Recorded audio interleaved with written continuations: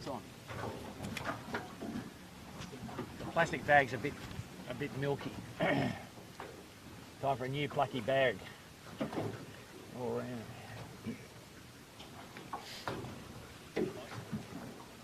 The red light's on. Red light special.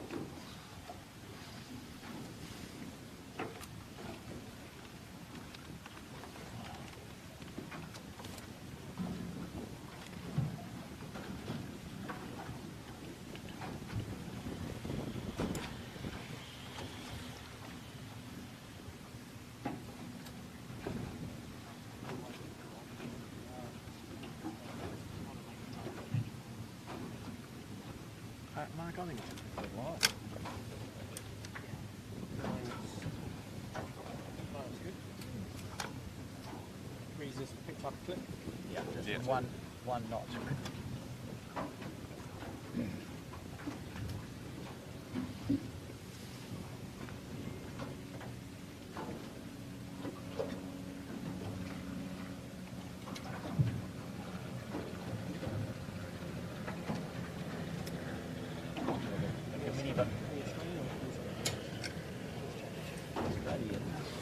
Australian.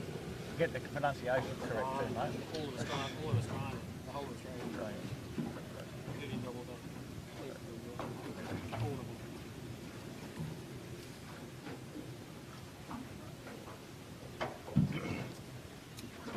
So welcome to everyone, wherever you are watching this, what's going to be a fine day of yachting here on Sydney Harbour. It's the third day of racing for the Australian Championship.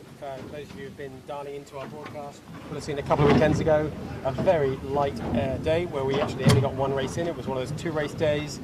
Last weekend was, well, the opposite of a light day, fruity and fresh to finding, and we did get 2 races in, but not very many boats finished 2 races, and there was a lot of swimming going on. Today, well, it's a very different story. It's a beautiful day on Sydney Harbour here on Sunday, the 3rd of February. The air temperature is in the high 20s.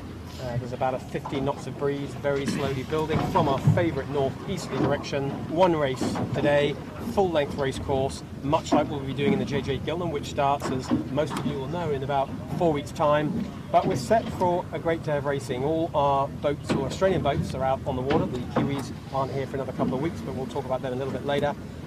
Today, I'm with the usual cast of experts on board. Jimmy Bury driving, Andrew Buckland as my co-commentator, and the usual camera crew behind us, which we will probably be talking about slightly later on. Andrew Buckland, how are you feeling about today? It doesn't look half decent to be on the water, does it?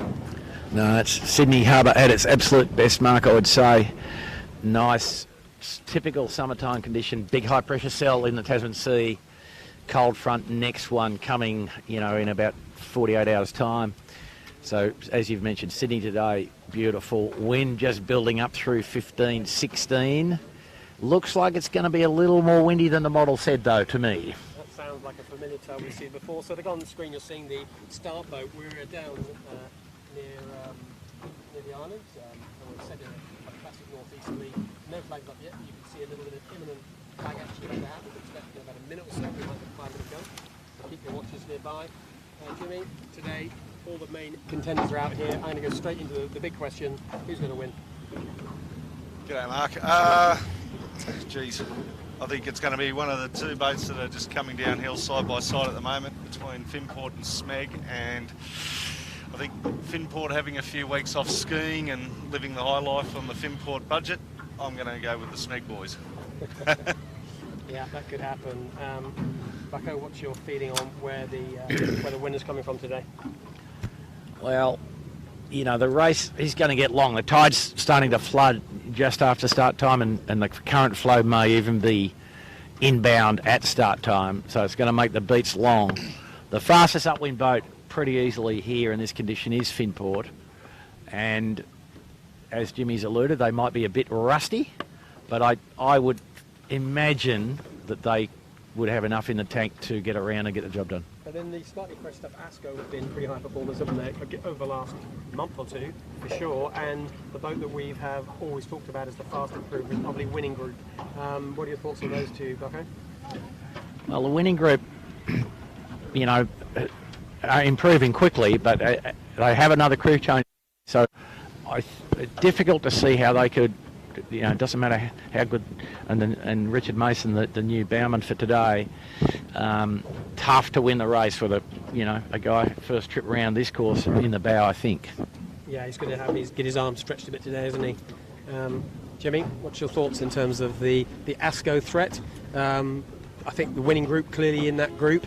And there's the 5-minute gun. And also Bing Lee. Bing Lee last weekend, super impressive. It'll be a lot fresher, but they've got the same crew, they've got consistency, and today it's going to get fresh later on, isn't it? Yeah, well, we've talked about that week after week, Mark, and consistency of crew is a huge thing in these boats. And the ASCO guys with Doz and Harry, they've got some bloke that not many people would have heard of, Dan Phillips, like a bit of a stranger to these boats. So he's Give us a quick rundown on Dan Phillips. Dan is an absolute guru. I know they've been out during the week. I went out with them and did a little bit of coaching and so forth with Julie and Bethwaite with them, and Dan was on board, and they looked every bit impressive. So is Dan a possible replacement or a full-time JJ crew? Is that the plan? That's some of their thinking. They're just weighing up their options and so forth. But I think what their bit of the concern was obviously Dan's a little bit lighter than what Monty was and so forth.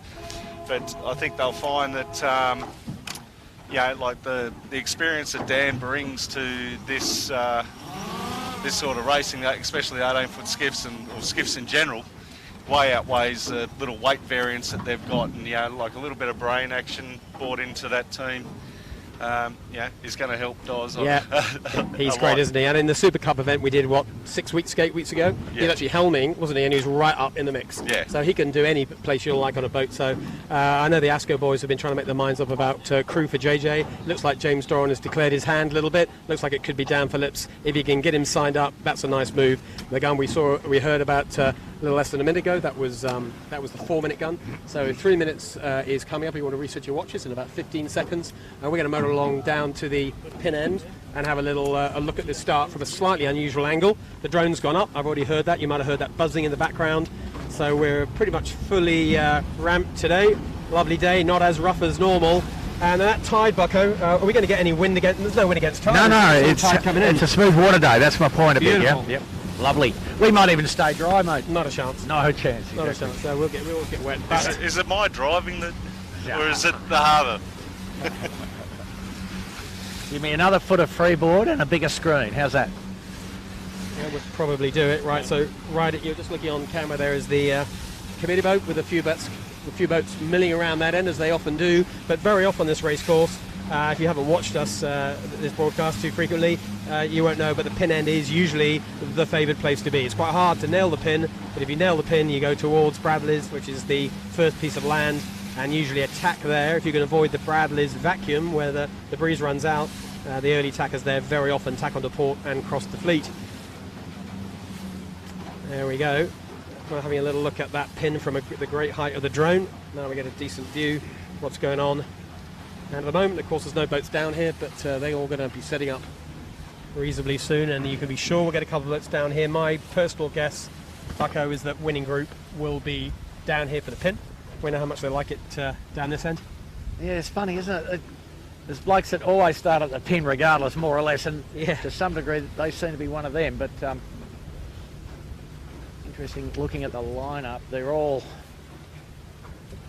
Well, Smeg's followed the camera cat down here. They're just jiving around.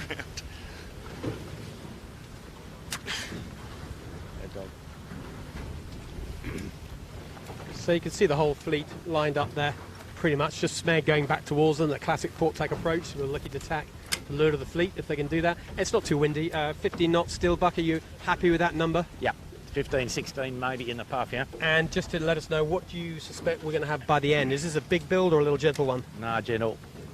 18 maybe, yeah. There's the 1 minute gun, and you probably couldn't quite hear that. 1 minute on the button, so everybody's getting revved up there. Smeg about to roll into that tack. Smeg owning the leeward end. Yeah, they're pretty much in isolation. I was wrong about the winning group. No sign of them at the moment. Maybe they're being a little more conservative with their new crewman Richard Mason on the front of the boat. Sam Newton absent today. Sam will be back on the winning group for the JJs for sure. And as a lineup starts, we can see we got Great position on the line. Jimmy Bury, our boat driver, got nailing the pin. You'd be winning this start, Jimmy, wouldn't you? We're looking Give it a right go. down it from where we are. I think from the drone you get a pretty good view. Smeg is very close to the line right now with about 15 seconds to go. She's going to have to go bow down in a second. Plenty of runway for them, though, Mark, right? Now, I've just seen the winning group just off camera. You might just see on the 10. right of your picture from the drone. She's late. She's on port. That is not an on-purpose start. Obviously, they had some kind of a boat handling issue. They're going to be a little bit late. Down at this end, Smeg motoring towards us, going for this pin. Wow. And they whack the pin. That was beautifully done. If they weren't over early, that was a great pin start from Smeg. That's 2 guns. Someone was over. General recall. The yellow and blue flags up, mate. We have a general, do we? Okay, you got better eyes than me. So had it not been for the general, then Smeg and Noakes would have looked in great shape, and that gives everybody a clue as to maybe what's the best thing to do. But we get a chance of hindsight here, Bucko, don't we? So if you were going to do a start again right now with what you see, where do you want to start? At the pun. At the pun, I thought you might say that. The Kiwi pin. The Kiwi pin, Yeah, down the pun end. Absolutely. It looks pretty good, doesn't it, from what we're seeing here? You're seeing the whole fleet going across the screen on the drone. That is a general recall, just to confirm, so this is just a short chance for everybody to practice a little bit of settings and see how they are for pace and all that stuff, but they won't hang around too long. The good news for Winning Group were late for that start. They approached on port, but a good 20 boat lengths shy of the line. They'd obviously had some kind of an issue, and that would have been a horrible start to the race for them. So luckily for them, their compatriots, the rest of the fleet, got a little trigger happy, went early. Race committee calls a general, and we get a chance to watch a second start. Yeah, they have indeed. No, They're rolling straight forward. Race committee right back into sequence already. That's a good thing too. Yeah, I mean, the fleet, and I think, Smeg spooked them a bit by getting right up on the line with about 30 seconds to go. Yeah, they and did. They kind of encouraged everybody else a I little. mean, they looked almost over, Bucko, didn't they, with probably 20 seconds? were, And I they think were. they were Exactly. they either didn't have a good transit, or they were looking to duck hard at the end. Both of which both of which are entirely possible. 15 seconds, by the way, to what is likely to be the 5-minute gun. Set your watches at home if you're watching there, or if you're wherever you're on the harbour. A lot of people do watch this racing, this transmission on the harbour on their mobile phones. And wherever you are, hopefully you're keeping clear of us. At least we've got one catamaran getting pretty close to us over here on our left-hand side. But there's the gun. There's the 5-minute. Alloy burst. Yeah, confirmed. Fiberglass over here, Mark, behind me. Just so it's confirming all that, yes, it is. I think we're going to win that battle. That's confirming that was the 5-minute gun. All of the boats are heading back towards the line. Everyone, I think, has heard that, and they're aware that our race officer is not in the habit of hanging around. He's kind of learnt that from the 2 race days, Bucko, isn't he? He knows he has to have a fast turnaround, and he's not shy to do it. Yeah, no, Ilvi. they've been terrific about, getting the Ilvi races capsized away up as the close to track, on didn't time as they can, and the only casualty we can see is that Ilvi upside down, 200 yards upwind of the start line. They will be doing it tough. Yeah, that is going to be a little bit of a struggle for them. For And sure. Mark, this course in particular with the flood tide, it's a one-way track. If you get behind, it seems to be pretty difficult to get back, yeah? There's not many passing lanes. The passing lanes really are only downwind. And the uphill 20 minutes upwind against the tide to the windward mark, not much happens. The rich get richer in a general sense. 4-minute gun in the background. Yeah, you're right. So as usual, start super critical. Everybody knows where to go on this beach. You're going to want to get a clear lane, and you're going to better hold that lane. And then, but the roll of the dice. We always know this, that Jimmy, you're going to be driving us down into the dreaded vacuum. It's all the vacuum call. It's critical from the sailor's point of view. That you go just a click too far, you're dead. But if you go too soon, you probably won't cross the tack.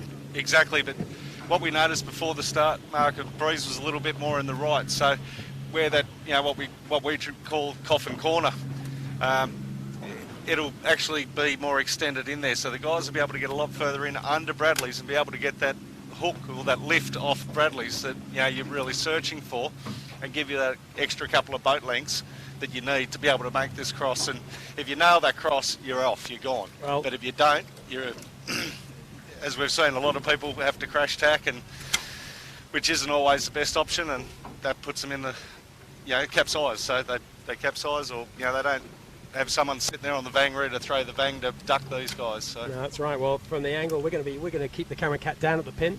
I know we're going to watch a lot of this from the drone, so where we are won't really matter too much from a camera point of view. But we will be using our cameras on board the boat as well. And we're going to be stay at the pin and keep to leeward of the fleet as they're on starboard, and we will be very close, up and personal for when they have to approach that vacuum, and we'll be trying to we'll help them decide, shall we, about when they're going to tack onto port. We'll give them plenty of advice. Bucko, you'll have a view or two about that, won't you? Yeah, no, it's one of those things where as you go along on starboard, if you're not high enough or fast enough, or you haven't started quite well enough, the options slowly roll away from you, and you have to bite the bullet sometimes and take a couple of sterns. So from the drone, just one quick comment, Bucko. The drone shot, every now and then we get up. We're actually just looking along the line with our normal camera right now, but the island just to the right of us is a lot closer than it normally is. The line is a little bit further to the west, is my guess, and that gives the crews a lot less options on how they approach this line. Yeah, it's fairly confined space up here, but we just saw the Bingley, come up and have a look at the leeward end, and then looking back at the fleet to sea, and Winning Group, as we sort of anticipated, coming to do the same thing. But that doesn't scare them, but you would notice where we are, where the pin is, the breeze actually lifted off, which it tends to do when it's not fully developed, the sea breeze. Yeah. And so there's actually less wind here now at the leeward end than there was 2 minutes ago because of the proximity to the island. So it might be that further up might pay this time. Further up for a little bit more breeze, and you can Yeah. see that on the water. I'm not sure how well the camera can show that definition, but as we're looking along the line right now, what we're seeing down at this end, as Bucko said, is noticeably less breeze. A couple of knots less breeze on the surface. Maybe not so much up at the top of the rigs, but down on the water there's less. At the committee boat there is a little bit more, and that might balance out that pin bias possibly. Well, the breeze overall softer, down to 10, 11, 12 here. So that's a significant reduction, and it's a bit surprising actually. Yeah, we have about 40 seconds to go. We just had the 1 minute gun. Everyone's approaching now down at the left end of the line. We've got the Winning Group and ASCO. This is what Winning Group always wanted to do, is start at the pin, but they got the timing wrong on start one. Winning Group having a proper crack at it. ASCO are not going to have everything their own way down this end on this second start. We are right bang smack on the pin here. You can see on the drone picture, that's us, just pretty close to the pin end. Few cruisers around us, but the space down this end, there's plenty of space down this for the Winning Group with 15 seconds to go. They could pretty much go flat chat at this. ASCO have not got a clear enough lane. That's not looking pretty for them. Kitchen Maker just up to windward in the middle of the line. Everyone's approaching the line at full chat. Here we go. There's still 3 seconds. Oh, 1 second. Perfect. That was a great start by Winning Group. They absolutely nailed the timing on that. So we have a clear winner of the pin. There is the blue hulled Winning Group with John Winning Jr. steering, Sevi Jarvin in the middle, and Richard Mason, the new guy, on the front. That's working pretty nicely. Kitchen Maker streaming past us here as we're parked on the pin. ASCO in third, but taking some dirty air. And then behind them, it's Triple M, it's Bingley, Smeg, Noakes, Finport. But no question, the pin end looks like a nice place to be if, Bucko, and it's the big if there's enough pressure down this end. Well, they're all just marginal 3 strings at the moment, but the first guy out to the pressure is the leader, Winning Group. So he's back into the more solid pressure. The guys midline look okay, but we're looking here now. For the guys who haven't got to the front row, it's a pretty awful time here. We've got Bingley right in front of us, just having to work hard to clear that mooring buoy. The nav buoy right in front of us here now. And a puff here on the bow, 18 knots. So big change in the wind, and the breeze in the left here. Winning Group on the other tack now, and will cross the fleet.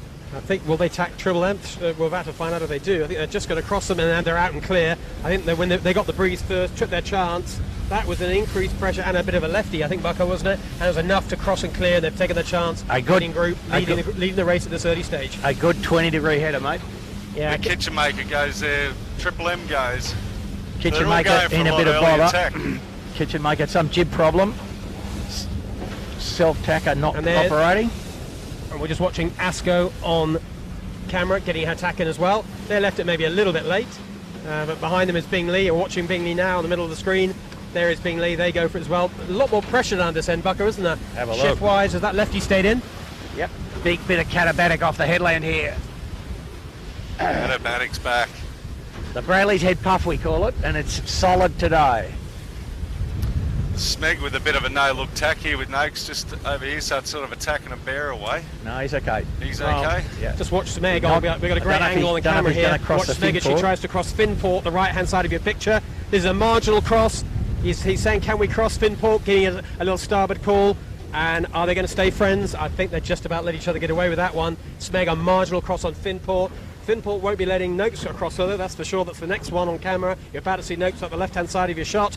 Oh, yeah, Noakes were going for the duck, and then Finport tacked, and Noakes pulled the sheep back in. They sort of got away with that, didn't they, Bucko? And I don't think anyone intended that to happen. No, there's a bit of chaos. Bit of good skiff chaos, mate. Noakes and Asco here for the cross. Asco comfortably across on the starboard. Yeah. So pretty much the whole fleet on port, just Asco in front of us on starboard, but everyone else having a little crack on port, including the first boat attack winning group, who's carried on port. In the distance, she's still on port tack on the right-hand side of the harbour now.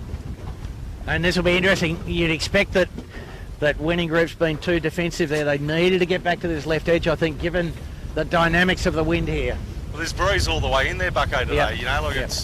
you've got to use the advantage of that headland, right? Well, Asco's about to test the edge if we have a Well, look. Asco's just off camera, but Smeg in front of us, she's coming back for more of this left-hand side. She's back on starboard. Yep.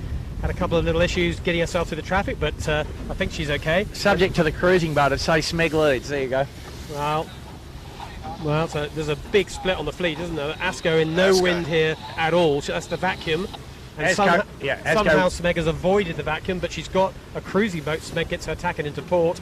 But just look at the split across the fleet here, Bucker, right now. I've got winning group on the far right-hand side of the harbour, now tacked onto starboard. Smeg the far left. They're a long way apart. Who's going to win this? Well, winning group had a good 5-length lead, which I think they've given back. Well, let's see. We're staring down the angles here nicely on the drone shot. There is Smeg. If you look into the distance, off her right-hand side of her bow, there's the winning group. She looks pretty clear ahead at the moment. Yeah, they winning group's still in front, but I still don't think they went the right way there. But No, anyway. I think you might be right. It is close to the camera cat now. You can see the right-hand side of your shot. There's Bingley and Yandu John Winning having another look at this left-hand side, heading back into Bradley's Head. So we've got skiffs spread all over. We did say we thought it would be pretty much a one-way track. These skiffs disagreeing with us pretty fundamentally. We've got boats hard left, hard right, going up through the middle. At the moment, there's plenty on the water. It looks like a winning group or not, Bucko? No, Smeg's going to cross him, I think. Can I Just get this cross? he's in much more wind still than Smeg. Look at that. On the left edge of this sort of north-northeast wind. It's very close. Now here's the key cross. We're in a great position here. Smeg, we're on port. Look at the right-hand side of your picture. There's winning group. That's the boat that was with a 5-boat length lead, as Bucko said. Smeg's going to attack early, Mark. And so winning group went hard right, but yeah, I think Smeg didn't like the look of that. There was no cross, and as Bucko called quite accurately, they just gave up the 5-boat length lead. Otherwise, situation normal. Exactly. And, just the extent to which the breeze had bent left at the headland there, that's a serious sign, one would say. And the kitchen maker's not out of this, really, when you have a look at it. Yeah, just to windward of the boat we're looking at right now is the kitchen maker. You'll see her in a little second. She'll come out of the right-hand side of your shot. But right now, winning group and Smeg are leading, going into the left-hand side. That's really where most of the action is. One of the boats you mentioned, Bucko, at the start, Finport, she's resolutely sticking to the right-hand side of the beat, heading towards Shark Island, maybe taking a bit of a chance this early on. No, the Finport executing their less tax strategy, mate. That's all it is, okay? Relying on boat speed, that old theory. The old theory, mate. Let's Yeah. not do too many tacks. Okay, so there's Kitchen Maker holding her own very nicely indeed early on at this stage of the race. And she's just a woman of Bingley. There's Yandu crossing the screen, Ilvi crossing the screen, John O'Witty, and John Winning Senior on the Yandu. And just ahead of us, you're just seeing Bingley just to our left. Bingley's really got to go bow down there. Yeah. But a fine line of how far bow down you can go just to get a bit of breathing space off Triple M and without falling into winning groups. Bad air. Yeah, the unbranded mainsail, that's Triple M. We're looking at now Bingley right in front of us. Winning group straight ahead. Dirty air, but I don't think Bingley wants to tack back quite yet, do they? The advantage on the left-hand side. Bucker, how far in do you have to go here, really? Well, I was just going to make the observation, winning group's in the prime slot, as it were. Smeg and Asco to the left, out of shot, too close to the shore. A slight loss if you get in too close, less wind, breeze starts to rise up over the hill. So this is a slightly tidally driven thing, isn't it? Tide coming in. Yeah. They're trying to dodge the tide a bit. Yeah, a little bit of that just the beginning of the tide, but winning group in the absolute correct place. And there's the Bingley. Winning Just the group right-hand side of us. crosses Smeg. We're just going to see out of the left-hand side of the shot, there's Smeg just crossing Bingley, and just in front of Bingley, there's the Smeg disappearing in your shot there. Just dead in front of him. Ducking the kitchen maker. Yeah, Smeg having to duck the kitchen maker. Yeah, so this is our leading group, isn't it? We have a leading group on the left-hand side. Just to recap for you, winning group still is our leader on the water over here. Ascot ahead, but to leeward, probably lying in second or third. Then it's Bingley, Triple M, Kitchen Maker, all in a tight group with Smeg having just bailed out to cross sides into the middle of the harbour. Wow, look at it in here. It's 18 knot north-northeast. Winning group get the tack in. Asco have already tacked. They're right on the bricks. Oh. Not a great tack from the winning group, but they're getting it back under control now. She's on port. She's crossed Triple M. So winning group is clear of this group on the left-hand side. But unless Finport does something special out of the hard right, looks like where the leading group is right now. Yeah, well, it looks like Smeg, that was one of the early tackers out of the left. They're easy crossing Finport. So yeah, definitely the lead group. We're right in amongst them. Finport's probably 6th or 7th at this stage. Just off camera, Triple M having to execute a emergency tack as they suddenly saw a fishing boat out of the bottom of their jib, but they did well, tacked well, but they're now very close behind Bingley. But so on camera you're looking at Asco with just ahead of her, the leader winning group, and just behind Asco, just behind us, is Bingley, literally only 2 or 3 boat lengths. There's nothing in this. There's just the odd boat length between this leading group of 5 on the left-hand side, Smeg in the middle, Finport coming out of the right, but nowhere near crossing Smeg. So Finport will probably slot in. My guess, Bucko, is at the back of this leading group of 5. That's right. And looking at these guys here, quite surprisingly equal speed, the lead group, seems to me. You know, Asco winning group looking like they've got the nicest setup, but not any particular speed advantage. Kitchen Maker probably as fast as any of them. There you go, we've got the Kitchen Maker and the winning group. That's how close it is at the moment. And that 2 on camera now, beautifully lined up. So our 2 leaders. The setup looks really nice, Bucko, just from the point of view that everybody's looking very relaxed on board. Nobody's fighting the boats, are they? I'm just saying, I think we're in that sweet spot where we're just nicely in range of the lovely mid-range right day, exactly. Easy day Perfect. to make the setup look good, but never easy to be the fastest boat on the harbour. So comfortable's one thing, but comfortable and fast, a slightly different story. Yeah. The winning group on camera with Kitchen Maker just behind winning group is Asco, but out of the right-hand side, you're about to out of your shot, but coming in soon. Smeg has tacked back onto starboard. She has starboard rights. She's going to probably get ahead of Kitchen Maker, probably just behind winning group. Very close between Smeg and Asco. Cross coming up in the next 30 seconds. There's Smeg as she crosses towards these port tackers. She is Kitchen Maker's bow down. There you happily go. across Kitchen Maker. She won't get to winning group. Winning group tacks on her nose. Asco's already bailed out of there. Wow. So what's for sure here, Bucko, they all like the left-hand side. Yeah, no, it's compulsory, mate. It's not optional. This is some great racing though, Mark. It's really close racing, isn't it? Yeah, and it feels like, unlike last week where it was all super scary, a little bit out of control, everyone's right in their sweet spots. I think the experience, the skills, building as we go towards the JJ. A lovely day to be racing and skiff in the harbour, that's for sure. Not too many traffic issues so far. I'll live to regret that, I'm sure, in a few minutes' time. And you'll notice the bowman on the Kitchen Maker, it's not young Tom Quigley. He hasn't grown his hair and got a red hat during the week. That's Cameron McDonald filling in on the bow of the Kitchen Maker. Well, that's not a bad alternative. That's crew, a very isn't good it? alternative. Well, it adds a bit of weight too. I've got a writing moment right now, never a slow thing, as they're fully on tippy toes, on 3 strings, on these small rigs. So Kitchen Maker is probably in second or third at the moment. To the left of us, winning group going hard into the bricks. She's just tacking now. Smeg has tacked. Winning group tacking on her again. That's the second time winning group attacked right on Smeg. I think they had a disagreement in the boat park or something, Bucko. And look who's come back into the mix is in behind these guys is Finport. Finport's ripped up to them. No, the winning group almost unskiff-like in their behaviour, mate. Yeah, absolutely. So Smeg and winning group you're looking at now, just to the left of them is Asco to windward. Smeg having to duck to Kitchen Maker this time, so they're right on each other. As you said, Finport are back in the mix as well. They're not quite into this group, but they're just hanging off the back of it. Hopefully they will find the boat speed to join. So we're just taking a little look at winning group. We're getting skiffs coming at us from all sides. Bingley on starboard, Triple M coming in here in starboard, managing to hang into this group in these conditions. These boats are pretty even on boat speed. I know there's a lot of tacking going on.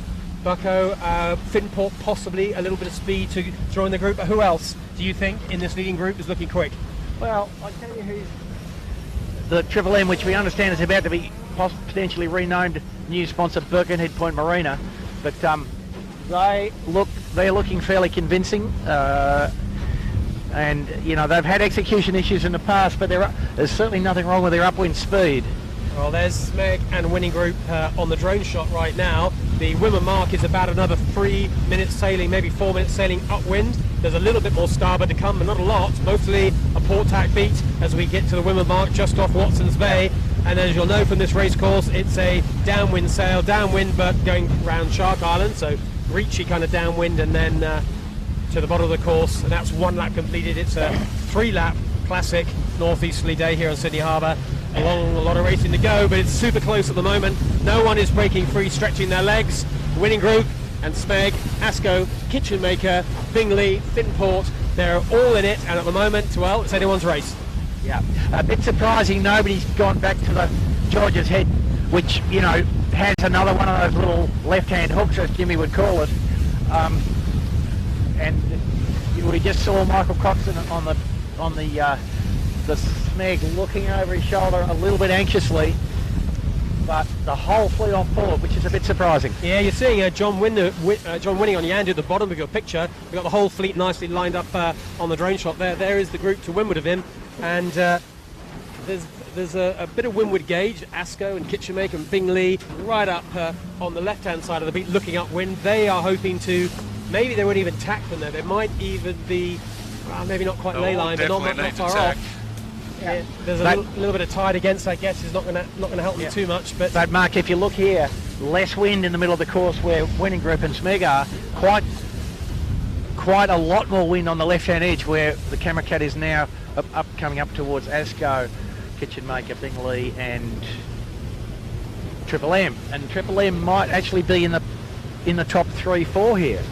Yeah, you don't want to tack too many times. You often talk, Bucko, about minimum tacks often is a good thing, but it's sort of flat water today. Is that tacking issue as big an issue?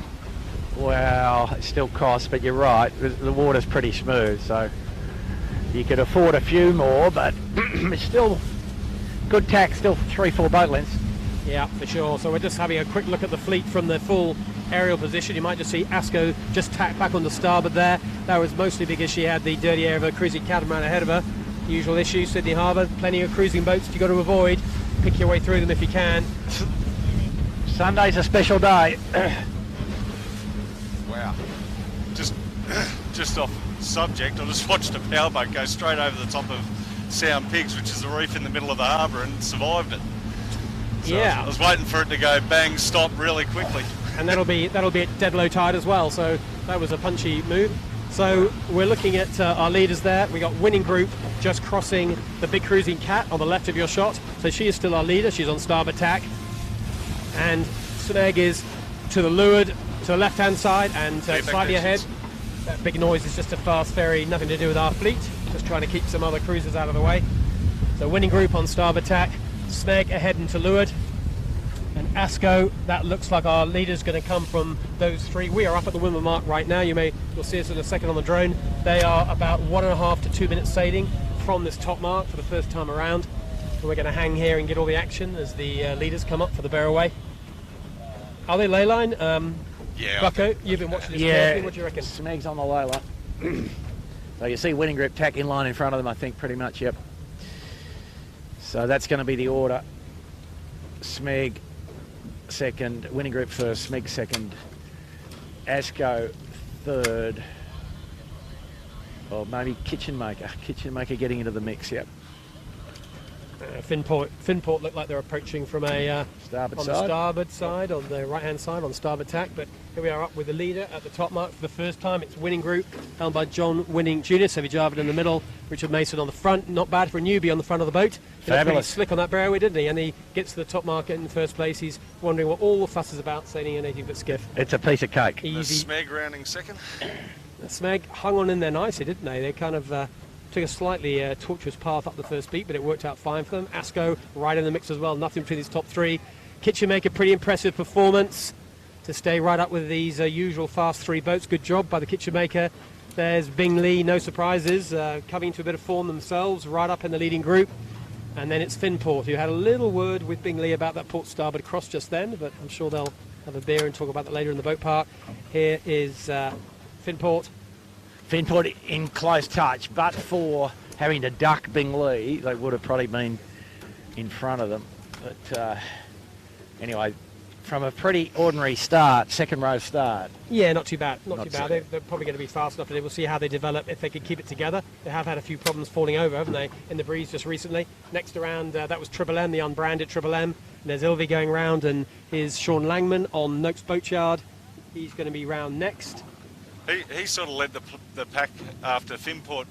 After Finport bailed out from that right-hand side over near Shark Island, Mark, he kept working up that right-hand side. So there's the first of that group from the right. That's the difference in distance there. And Sean's showed a bit of form in the breeze, hasn't he? With this small rig, Yeah. You've been watching him closely this season. He's pretty quick. Yeah, Sean's sailing quick, exceptionally well, but he just small little mistakes creep in at the wrong time for him, unfortunately. He's been having trouble keeping the black thing pointing up, Mark, a bit. Okay, that's So he's a discreet he's way of painted putting the it. ones underwater white as he bucko. So our Marine Pitwater, Simon Nern, just gets round, is next around, followed by Royal Oak. We're used to seeing the Royal Oak at the front of the fleet, aren't we? Not quite working out for them today. Our first of our ladies of Heritage. Yeah, Quality marine first clothing. female skipper. Nice job by Yvette, very tidy indeed. In touch without any question after the long beat. Remember, these one race days, these beats are, do you know the exact measurement, Bucko? It's a solid 20-minute sailing, isn't it? Well, it's 17 minutes in neutral water, so today closer to 20 A as the 20-minute flood. beat, Yep. yeah. Proper racing in a skiff, so you don't hang around upwind. By the time you've done the third one, you know you've been for a sail, I'll tell you that. Yeah.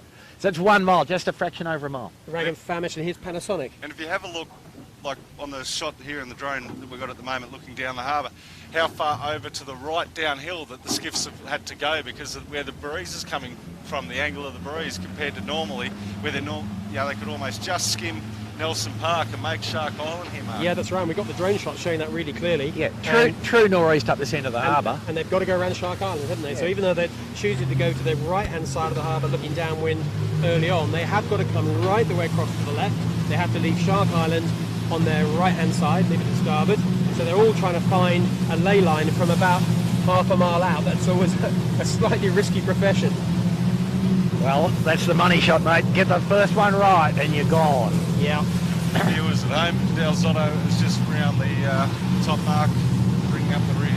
Okay, there's our fleet. So I'm glad we have a drone shot to look at because there are boats literally all over the harbour. I've got John Winning off Nilsson Park, pretty much on the hard left. Out on the hard right, it's the winning group. So sort of the leading group. The leading group, which is winning group, enthusiastic enough, ASCO, SMEG, they're all in the same piece of water. They've all done the same tactic. They did a fairway set, they got themselves jibed on the starboard and have gone all the way to the right-hand side looking for that elusive ley line. So the leading group, all agreeing on tactics here. Bucko, would you agree with them as well? It's amazing, isn't it? But I can tell you the Smeg's got the hottest ley line and the winning group's got the shallowest ley line. And the winning group is going to have to do 2 more jibes, would be my prediction here. So just in the front of your screen, those white spinnakers, that is the leading group on port jibe. There's the Sydney CBD in the background. And Shark Island is to the left of your screen, actually off screen right now, more to the left. But we are hacking down here at our full noise speed to join up with the leading group. Making good progress here, Jimmy, aren't we? I think we're going to win this race. Well, yeah, I don't know why they went all the way over to over there. Like, Our BMG is stunning downwind. Look at us picking our way through this. So Ilvey just at the right-hand side of your screen. She's lying in about 7th or 8th. That's John O'Witty steering. John O'Witty, the proprietor of Aero Media, who helped provide us with these drone shots and all the technology on the camera cat. When he's not helping fix problems here, he's of course on a skiff, very competitive sailor. Particularly, I think, in the breeze, Bucko. Is that fair or unfair to say that? I know, you know, they're capable of winning races in 8 knots. We haven't seen them yet to be able to go 3 laps in 18 knots, I'll put it that way. Yeah, fair enough. So there's the Ilvey charging downwind. She's going to have to jibe again for Shark Island. She's way too high on that elusive low ley line.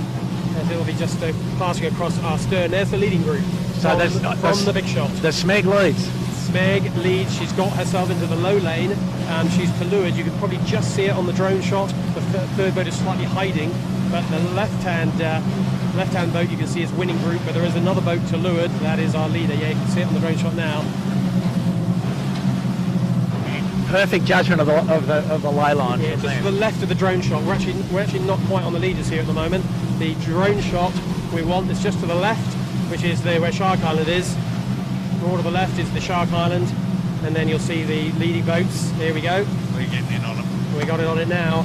Yeah, that little group we looked at before, that was the 3rd, 4th, 5th battle, Bingley, Finport and Kitchenmaker, all in close proximity, not much between them. But here are the leaders. So Smeg on the shyest of ley lines. It's always the best place to be if you don't have to rag your kite to get around Shark Island. I'd say they've picked that beautifully, Bucko. They look like they're lifting in there. Yeah, anyway, no, and as you note in here, quite a lot less wind as they get to the mark. Yeah. So winning group definitely in solid V&G mode. Smeg still fully pressed. Yeah, that's a big advantage, isn't it? But yeah. But equally in 4th, Bingley too deep, and you would expect to see... You wouldn't worry about it though, Bucko. No. Seeing what these guys are in, would you? You'd be just depth send it as hard as you can at the island and lift up late. Amazing, isn't it? So we're looking here at our leader, Smeg, winning group in ASCO, but behind them, but well to leeward, are the 3rd, 4th, so the 4th, 5th, 6th, Bingley, Finport, Kitchenmaker coming with more breeze. There, you can see them on the picture there. Drone's got it beautifully. The boats to leeward, well, they are actually making big inroads to the leading group. They've probably moved up to 2nd and 3rd. I've still got ASCO probably as our leader. She'll jibe and cross them. Smeg is our leader. Smeg, sorry, yeah, but winning group's got a little bit on here, Jimmy, hasn't she? Is winning group going to cross and jibe here? I'm not sure. Well, they've just got a bit of breeze to get bow down once they got around this mark, so You're a bit of luck. But didn't Bingley, Finport, and Kitchenmaker come in with plenty? And they've got lucky here. They've got a bit more stick coming as well. Well, they took a really bold low ley line, didn't they, Jimmy? And it worked out for them. Yeah, no, it took some courage. It did take some courage. And the chasing pack is coming on an absolute smoker. Chits has just wired me up to it. Wow. Yeah, behind us we've got boats in 8, 9, 10, 11, all close together, coming down with more breeze. This is just going to compress the pack. It was a close race already. There's going a to new stay view close. on our monitor for the people at home. Yeah, This is the shot behind. Trying to pick up the boats coming at us from behind. But so you can see that group there. There's Sean Langmans with the red flapping spinnaker, Ilve, and then there's the Planters online. They're very close indeed, but the leading group have made maybe just a little breakaway now. I was saying how close they're getting, but the leading group actually, this puff that's on us now actually stayed with the leading group. So we're going to go back and have a little look at them. Yeah, it's a little waspy moth, isn't it? Just crossing the camera cat. Oh, nice avoidance by our driver, James Bury. Good work, fella. We nearly had one less moth on the harbour just there. Well, mate, I'll tell you what I've had a lot of around home at the moment. It's bloody big mozzies. So mozzies, moths, same sort of thing. It starts with an M. Yeah. So look, we're heading towards the bottom mark for the first time. Here is our leading group. You got the Kitchenmaker right in front of us, and if you look pick your way through those skips in front of us, the right-hand one is the winning group with a little blue mark on a spinnaker. The big bridge to the right, well, you don't need me to tell you what that is, but up front it is still Smeg. Well, winning group were leading as at the top mark, and ASCO at one point we thought had got herself into the lead off Shark Island, but somehow in all that, Smeg popped to the front. Jimmy, what happened there? How did she do it? But just as they got to that jibe mark, there's a YA mark that they have to jibe around Shark Island. It's not just physically the island they've got to go around. And Smeg just had a personal gust, just sort of got the bow down, got away. They carried it further in over here to Edwards Beach. They've jibed, not Edwards Beach, where am I? Bloody Rose Bay. And then the winning group, they jibed off early. And they would have got the wind shadow of the island there. Yeah. But there's nothing between these boats, is there? Look how close it is. Still great racing. And Smeg looks like she's a bit lifted, so she's almost certainly got a jibe. The whole fleet's got a jibe. Yeah. We've got probably 2 jibes and what could be a little tricky last ley line to find. There's more place changing going to happen here. Boat handling's going to matter. Bucko, how's this going to play out? What do you see happening at the bottom here? Well, it looks like there's more pressure and header as you go. So the Smeg has handled it perfectly. But yeah, 2 jibes and in. Breeze, the Bradley's Head puff filtering down all the way. The mark laid in close proximity to Clark Island. And you see the pressure you see Smeg into the pressure header now. Yeah, she might not have to jibe. It's almost enough. Is it a letdown enough, do you think? I look at them, they're going one person in. I reckon they're right on the lay here. They feel comfortable that they're on the lay. Yeah, there's our leader just come into shot now. She's the most left-hand boat. They've had to heat it up. They've had to make the decision. 2 quick jibes. So That bigger This boat, is the worst one. there's just a cruising catamaran getting out of the way, causing all sorts of chaos, but she's done the right thing. Our leader there is Smeg. She's going to try. She's really trying hard to get down to this in one. I think she probably will do it. Yeah, I think they're there. They're there. They got a good header and a puff at the mark. So Wow. look Beautiful at that. timing. And have a look at it. And the breeze is still pretty volatile, as we've noted. But Yeah, it's not for sure. I don't see Winning Group making this in one. I'm not sure the breeze will be as kind to the following pack. Smeg might get a little break here. There's our leader. You're just watching at the top of the screen, about to go around the mark. The mark's super close to the island. Never seen this bottom mark as close to the island. It is a fresh here, Bucko. This could be quite exciting. The kite didn't come off fast enough. yeah, and Asco's pressing their luck here a bit. Like that's a very late drop. It's a late drop trying to go around the outside, but Winning Group dropping now, obviously with the new bowman. They probably have to be a little bit conservative. Asco makes up a place just by Harry, being get bolder it on the in. boat handling. Oh, Finport very conservative. So Asco round in second place. safety first. Winning Group get round in third. I think they'll be fine with that. There's so little between these two. Bingley, a great run from Bingley. She's got herself from the following pack into the leading pack. Finport, not such a great run, but still certainly in contention. And then Kitchen Maker. And there's a little gap going to form before Legendary Service advances online. Stuck on that mark. Finport, they- yeah. He just sort of rounded straight into it. A bit slow, but not too much wind there. Anyway, Asco paid a little price for the late drop, so Winning Group, Asco couldn't tack and cross Winning Group anymore, so Smeg comfortable, second, third, Asco winning, Bingley fourth, Finport fifth, but all in touch, except the Smeg has crept away, hasn't it? Yes, that is for sure. And down here at the bottom mark for the first time, that's one lap completed. We've got the rest of the peloton coming into us now. There's the Royal Oak Hotel that's just gone round, followed by John Winning's Yandu, about to come into picture soon. John Winning's Just get Yandu. Anthony to come around to his right on the camera. There you go. Thanks, Anthony. We're bag on picture. That's a nice shot there.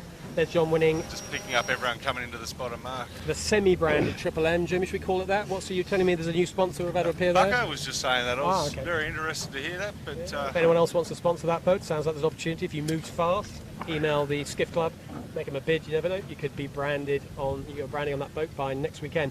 Next around is Rag and Famish, and here is the Ilve, and then Noakes, and then our Marine Pitwater will be the one after Noakes. And Noakes has just got a torn spinnaker there, Ooh la just la. tore it in half on the drop. I think they've just seen it too, haven't they? There's a lot of Yep. staring at the spinnaker going on. That means probably end of race for them. I don't think they go downwind too well with that tear in it.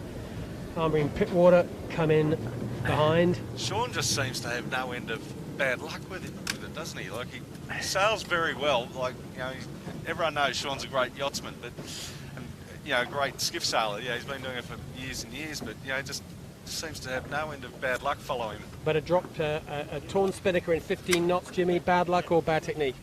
Probably a little bit of the latter, I think, Mark. I think it is. I think it just is that way, isn't it? Panasonic going round, and then it's Del Zotto will, Quality Marine followed by Clothing. Quality Marine, will bring up the back of the fleet today. So one lap completed. We're going to get back up to our leaders and see what's happening. It's a super close race at the front. Not much between the top five. There's not really any kind of a clear leader. We know Smeg have got a little bit of a break, but it's Yes. not much. I think right Our now. other female skipper there on screen. Oh yeah, look at that, sailing beautifully up here. Boat looks nicely in balance. Maybe a little bit more outpull possibly would get him going outwind a click more, but sailing nicely. Anyway, this beat Bucko. Now that the fleet's stretched, this is now boat speed story, isn't it? She's a big drag race, bit of endurance coming in, breeze, one notch up from the first beat. 16, 17 where we are on the camera cat now in the strongest flow at Bradley's Head. Smeg and with the tide now flood, they'll be hard pressed into the western shore, the left edge of the beat. So we're expecting to see what minimum tacks but stick to the left-hand side. It's a pretty hard strategy to execute, isn't it? To Yeah. stay left and not tack. Yeah. Kind of doesn't happen, but I guess they're going to go to the middle each time. Is that how it will play out, do you think? No, I'd be banging into each headland pretty good. So I think we'd see 7 or 8 tacks from a competitive strategy, if you like. And the other thing is the powerboat traffic down the middle of the harbour. If you stay hard left, you tend to get much better wave treatment than if you go to the middle of the river. So 2 reasons to go hard left, 3 reasons: wind, smoother water, and less adverse current. Wahinis or no, Bucko?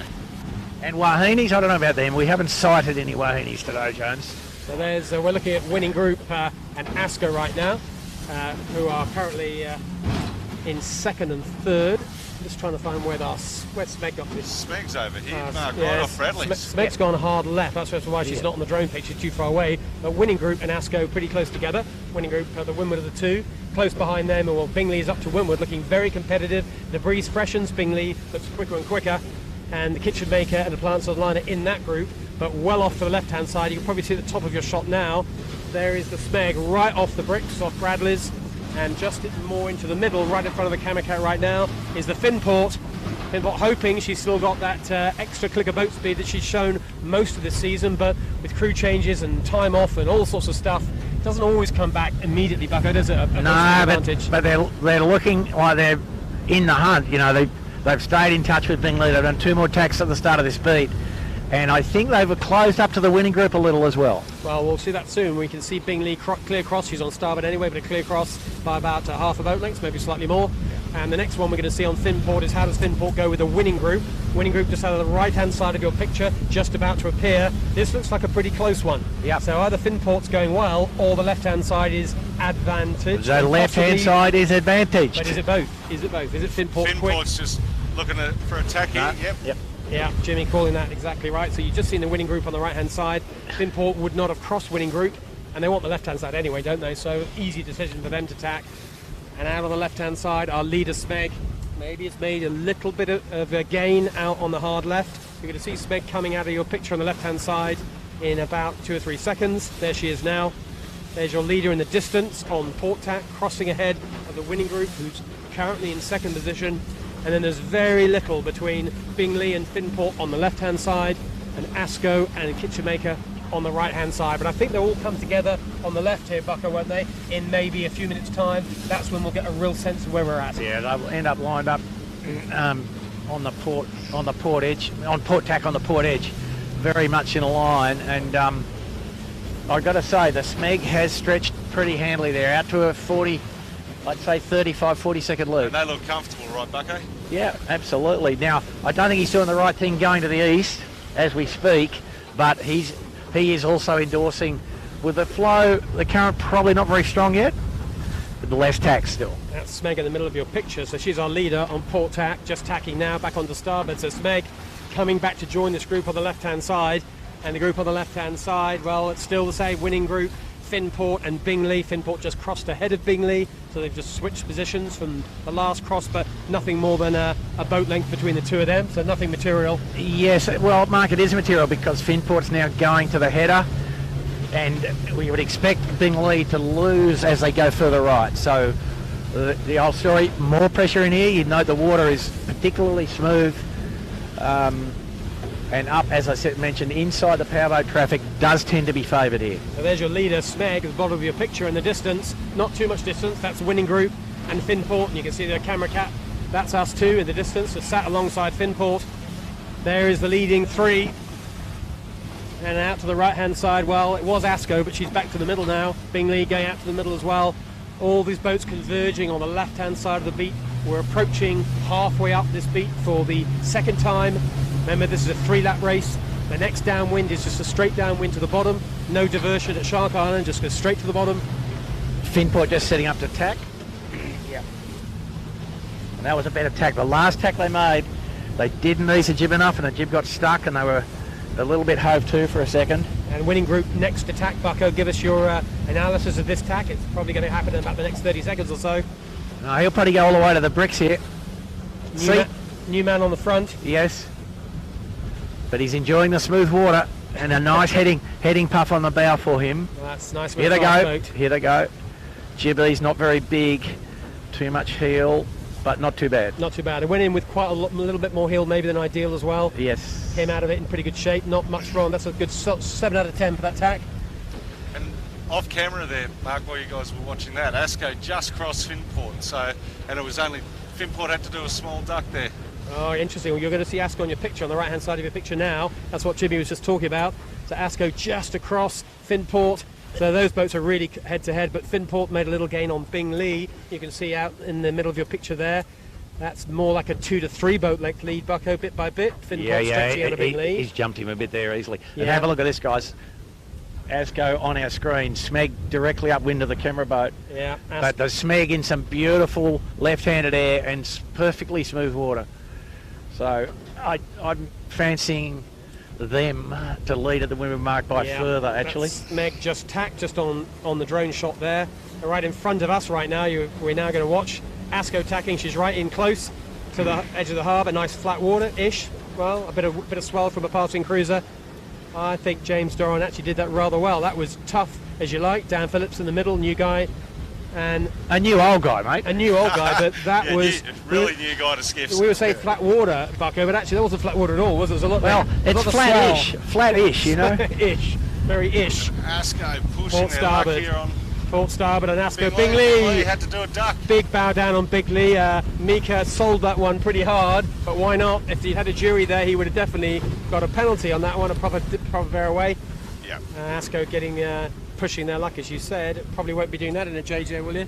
Well, you wouldn't want it, would you? It's not worth the risk. Like, that's not a slap on the wrist. That's a disqualification. Yeah, I mean, for the viewers, particularly the offshore viewers, a bit of gentleman's agreement operates in these skiffs until it gets to the Giltman. And then the gentleman's agreement is to some extent cancelled. And then there's a perfectly good protest room to take your argument too. Yeah, there's Bingley we're looking at right now. Finport just crosses on the right-hand side of it, just ahead of her on starboard. So on this left-hand group is Finport, there's Bingley you're looking at now, and there's the kitchen maker who's just tacking behind her. And out into the middle of the fleet, our leader is still Smeg, who's about approaching the middle of the harbour on port tack. A little bit more to the right is Winning Group, who's in second. Asco is probably in third, but there's not a lot between Winning Group, Asco, Finport, Bingley. Very little between them. And I think the top mark we're going to see a close rounding, and downwind's going to be fascinating. Probably picking that right-hand side. You reckon, Bucko, looking downwind? No, you got to come up downwind the same way you go upwind, I think. On the downwind leg, they've got to jibe promptly into this northerly air, in my view, today. Got it. Well, Jimmy, you're with that, aren't you? Completely, 100. Yeah, for the viewers at home, Bucko, with an incoming tide northeast, you got to go, don't you? The header is here on this shore. So lift going upwind on port, and the header coming downwind on starboard. So you just saw Asco cross ahead of Bingley, a little small duck from Bingley. So those boats are basically head-to-head. Nothing between Asco and the Bingley. And Fincorp's gone. He's put 4 boat lengths into the Asco. Very promptly there. Yeah, Finport's get up on the Finport here quickly, because they've got a cross coming up with the Winning Group. Yeah, Winning Group on camera right now. To the left is Finport. You can see Finport now. These two boats converge. Winning Group do look ahead, but not by much. No, it's nearly a duck, but not quite. It's not quite the duck, is it? It's like a half boat length to 1 boat length behind. Yep. There they go, Winning Group. No change from Finport, but what Finport knows is the horsepower's come right back on stream. Plenty of boat speed here. Keegan York will be pretty happy with this. He's been away doing a bit of skiing. He's lent the boat to a few different people, but he's remembered how to sail a skiff quickly. So I was talking to Matty Steno before the race, the sheet hand, and he asked me to say fig jam, you see? And we're not allowed to say what that means on air, but... If that's what he's thinking of himself, he needs to have a look at himself in the bar before he starts rating himself. No, he denied entirely. It was just a private joke, Jimmy. Yeah. So Jits was just saying that the House of Mirrors for Matty Steno. Yeah, Finport we're looking at now, so she's in big white for second and third. You reckon in second now, Bucko, don't you? Well, I like to see them take another dig back to the left, subject to the big white pleasure ship coming down the harbour. Yeah, there's a bit of traffic ahead, isn't there? Yep. Just so to the left of us, Smeg have taken up a position on the left-hand side of the bit. They just tacked back onto port. She's still our clear leader, showing no shortage of boat speed herself. And so here they go, the Finport going back to the edge. That's good. I like that. Yeah. Interestingly, off shot, the Bingley and the Kitchen Maker both cross the Asco coming out of Clifton Gardens there, where Bucko was saying to go. That's our battle to the third, fourth, fifth. There's Finport coming towards Winning. Here's another cross. We saw them do a cross about 2 minutes ago, and in that time, Winning Group was 1 boat length ahead. They've both done 1 tack since then. Here we're going to go for a little check on how they've done relatively. Winning Group marginal cross at the moment. I think is going to cross, but not by much. Probably down to half a boat length now, Bucko. Nice clean cross, but not much in that one. Yeah, no, that's as narrow as you want in one of these. Cruising boat ahead is going to dictate a bit of strategy here. I think Finport might try and get to windward. No, Finport's going to go around the back of that and try and go to the lay line. He will try to get to the lay here. Yeah, so 1, 2, 3 to recap. Smeg clear in first place. Winning group is still in second. Finport are in third. And then it's between Asco, Bingley and Kitchenmaker for the 4th, 5th, 6th positions. Finport will be tacking soon. They're not going to be a million miles to the ley line, but there's some pretty ugly water. They're going to use the whole width here, Mark. There's a bit of traffic here, isn't there, Buck? Yeah, but there's traffic everywhere. Have a look. I mean, my goodness. Yeah. There's no point in having one of these big boats unless you're going to dig a big hole, right? Yeah, that's for sure. So Finport setting up for what she hopes is her last tack, a ley line tack. Here she goes. How much tide do you think you'll be running through this corner at the moment, Bucko, coming across to get to this top mark? Do you think they're going to get there? I think they probably will, but it'll be close. So Finport has successfully tacked, as you can see on picture. She's locking in her 3rd place for now. Still, Smeg is our leader, followed by Winning Group, followed by Asco. The breeze has increased, Bucko. It's up a bit, isn't it? There's a little bit more seaway with all the cruisers coming home at 3:30 in the afternoon. Yeah. So things could get a little more interesting at this top mark Barroway. Correct. How much more interesting? Well, 17 up where we are on the camera cat. We're now 17, perhaps 18 even, and bad seaway. Like Yeah, we 4 different large powerboat washes we're in the middle of at the moment ourselves, getting a bit damp now. Yeah, the cameras show. We just showed the camera crew getting a little wet now. At the back of the boat, you'll get an idea of the seaway. You can get a little view about what's behind us, and well, it's the skiffs heading up to the top mark. We are ourselves about 30 seconds away from the top mark. Our leader Smeg is about a minute and a half away. We'll be up there for the rounding. Smeg approaching on starboard. What I might try and do, Just Mark, is shot. follow them around and give the viewers a bit of a look at, you know, the sort of what goes on and how they get it done, and then we'll circle back around and pick up our 2nd place boat, being, I guess, is the Winning Group. So correct? there's Smeg. That sounds a good plan, Jimmy. Here's Smeg tacking for the last time, ley line top mark for the 2nd time around. This will be so 1.5 laps in, halfway through the race course today at this top mark.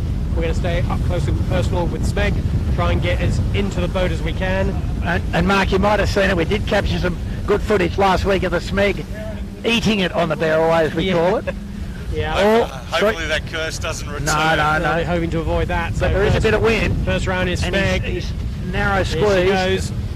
Michael Cox in the back of the boat. Bit of a shuffle back. They all go for it. He's looking. No, he's waiting. he's He's fresh. He's waiting out the puff. He got a gust just at the wrong moment, didn't he? Yep, Just exactly. being patient, and there he goes. That was a proper puff. The breeze is right up. We're going to see some fun at the top mark, that's for sure. Smeg managed to get the barrowway done. Up goes that spinnaker, and they are going to be taking off downwind at a hell of a rate. And a great set. Wow, that's good. Great set. We'll just keep our eyes on that. We'll tell you what's going on behind. Behind, it's a really close battle between Winning Group and Finport. Finport might just make this. They're bow ahead. Winning Group on the inside of this top mark. And effectively, Winning Group and Finport will be equal second. Yeah. I'm sitting in a very dangerous place, Bucko. Yeah, we are right on the line for the barrowway for the boats 2 and boats 3 there. They're on shot now. We're just going to show them No quickly point to you. being here, Bucko, unless we're living dangerously. Okay, copy. So Finport and Winning Group will give them equal second on the barrowway, but Finport in advantage position for the hoist. But on the basis both of these guys are jibing soon, not much really between these two boats. Finport, much better hoist though. They're up and running. A decent chunk ahead of Winning Group. Do you think that just comes down to the regular, as I keep harping on about the regular crew there, Mark? I think so, but I think Finport did a better barrowway, a little smoother, kept the boat speed on, made it a lot easier for the crew as well. Yeah, the Winning Group's one was a little bit of a tighter turn, and with less boat speed, always makes it harder, doesn't it? Well, he was on a final lay line, Mark, so He was. to some degree, a little overstance, helps you on the barrowway. Yeah, and the next round is Asco, so in 4th position in the end is Asco in very close proximity. On camera there's Bingley in 5th, Kitchenmaker in 6th. Planters online hanging into this group extremely nicely indeed. I'd say the Planters have come into this group a bit, Bucko. A little bit of boat speed for them maybe. Yeah, they like that rig and they're doing the jibe set, so Brett, thinks the boat's pretty quick with that rig. Yeah, The appliances in Royal Oak were quite deep around the first top mark. I agree, Jimmy. And both of them, there you go, they're right beside each other. Please don't. I did mention them. Please no. Royal Are they Oak upright? going Yes. for All right. the- I'm looking up now. The non-spinnaker jibe set, always a high tariff manoeuvre, but they get away with it this time. Both of them are coming right through the fleet, which is great to see. Great to see. Just boat speed, just sailing well. Very comfortable in these conditions. Good to see. Next round is Yandu, looking for the moment to bear away. Well, they found it. Again, they got a bit of a puff when they didn't want it, like we saw our leader Smeg. And then the semi-branded dash unbranded dash sponsorship opportunity, Triple M, goes round next. And then it's Rag and Famish. And looking back, I can see Noakes, Armory, Pittwater and Ilve. That's the back of the peloton. All the actions in the middle and the front. We're going to get up with the rest of these guys because this is going to be a really interesting run. It's not a full boat handling survival, Bucko, yet, is it? At the moment, you've got to be slick, you've got to be fast, but you've got to keep her upright. It's just nice, but it is bumpy, that's for sure. Yeah, it's nice, isn't it? It's not desperation stakes at all. There's room for finesse and technique still. Yeah, and VMG run is actually quite a nice, a little tiny rest in a sense, yeah? Not too stressful. So there's Asco from the drone shot. You're seeing she's to the left of the fleet as we look downwind to give you a sense of where you're at. There's the CBD in the background. Most of the fleet are out to her right-hand side. As we look downwind, you'll just see them off to the right. We need that foiling package Further we were on. talking about the other week, Mark. Yeah, we need a little bit more boat speed. That's all. We're all going to have to go on darts, aren't we? Reduce our weight. Apparently, that's the secret with these Molly hulls. Go super light. If you can't got a foil, got to go light. So Asco charging down here. There's a bit of a seaway, Bucko. We said we thought it'd be flattish water. It seemed very flat to me. No, but it's the powerboat wash solely. It's nothing to do with the wind at all. And it's, for the viewers, it's about a sort of half a metre chop with no consistent direction, completely sort of random. It's random, isn't it? We're seeing little waves going across each other. Classic powerboat wake situation. There's Difficult to drive in too. Jimmy complaining. Jimmy's asking for a pay rise. No pay rise. Just I don't want to have the whinging from you all night tonight, Marco, back at the place of pace. The catamaran hulls like to steer in their own direction, don't they? Yeah. See, I've noticed you can feel the boat. So we're still on Asco, charging down here, downwind on a long starboard jibe, but she'll be looking.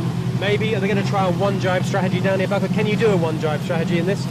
Well, Fincourt and them have both done the minimum jibe, so Finport looks like they're up into second here, guys. easily second to Fincourt now. Yeah, in the distance you're seeing on the right hand side, that is Finport. Just crossing on ahead of her, that is Smeg, the leader. So the right hand of those white kites, that's Smeg. Finport made big inroads into her.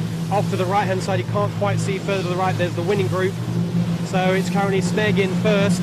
Finport, not just fast upwind, pretty fast downwind too, into a clear second. We've got a race on our And hands. then it's winning group, we certainly have Jimmy, winning group in third. And you're seeing closest to us, there is Asco in fourth. Then there's a little bit of a gap, and behind them it's Kitchen Maker at Bingley. The next couple of boats that are planters online, that's our group number two, but group number one, not much between them. You see the distances downwind, but of course they're all going at 20, 25 knots, but by the time they get to the bottom mark, drop the kites, I reckon they're going to be very, very close indeed. Yeah. The BMG running a little bit here, and where these guys have to zigzag downhill, I can sort of point almost at the bottom and get us back into the mix. We're on the winning group there. Yeah, we're probably above the winning group. This is a good chance for giant back. good chance for sail designers to have a look at the shape of their sails from above. The winning group getting through the jibe, a little down speedish, but not bad. That was very safe. No So problems at the all. winning group, a couple of extra jibes, trying to get to the strongest wind and the Smeg nearly in the tide. Yeah, Sorry. just ahead of us, Smeg has jibed an ugly jibe. She got away with it. So Smeg couldn't lay from that low lay line, so you clearly can't do a two jibe strategy on this run because of the wind geometry. You've got to jibe 4 times. And remember how deep the mark is, how close it is to the island mark. It's on the unusual, island. isn't It's it? on. I've got a serious issue with where it is, just because if you go into that at pace, don't get your kite off, you're going to be on the island. Yeah, well, Normally it's it's really- a long way back. And not the island with drinks. No. Look, I hope We're it doesn't talking happen. about Clark Island. I hope from a safety point of view it doesn't happen, but from a viewer, something worth watching angle, well, let's just see what happens, shall we? Yeah. Don't go too far from your screen. That's a bit, Mark, that's a big gain of the Fincourt. They've got you know, at least 20 seconds over winning group. You're right, they are. So they're all on starboard here, going towards the harbour, which is to our right, CBD in front of us. They're all looking for this port ley line. They come screaming in to the island, find that port ley line, and then it's a rather ugly drop, jibe, rounding, 180-degree turn. Yeah, the Smeg, you know, the ideal thing is to set yourself up. They got exactly 60 metres away from the mark, so you can do a comfortable jibe drop. But it's hard to get that exactly right because of the Here's Finport. Like they're just variability. shaking up for it. Finport about to roll into the jibe.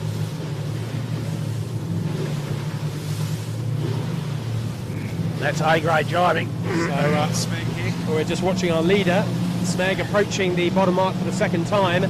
She has got a lead, but it's not going to be nearly as big as it looks right now by the time the kites come down. In first is Smeg. She's got to execute this bottom mark drop and jibe.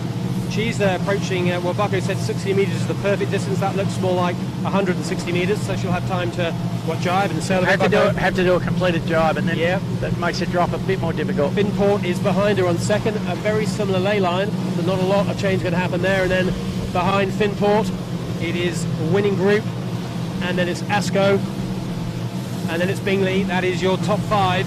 We're back with the leader now, Smeg, approaching the bottom mark. Here's the last jibe in.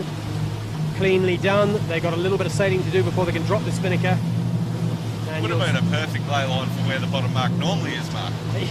You're absolutely right. Let's look at this buoy, and that is not the camera foreshortening this. The island really is that close to the buoy. That is really close.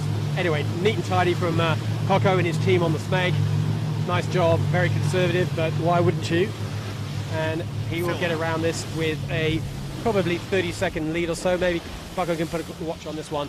Smeg round in first position, bottom mark for the second time, 1 lap to go, up the top mark, back by Shark Island, finish down here in about 30 minutes time. Got the clock running, Mark. Thank you. Second round. You'd really want to be checking your halyard, wouldn't you? You'd be like Santa Claus checking the list twice, wouldn't you? You'll be checking everything twice here.